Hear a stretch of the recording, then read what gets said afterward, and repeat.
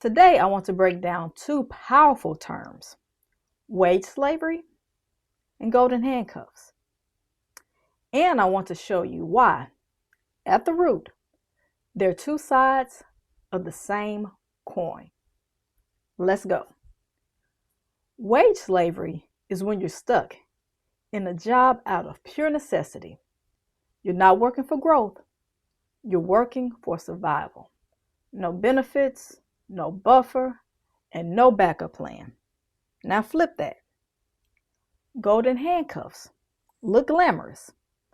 The high salaries, bonuses, and stock options.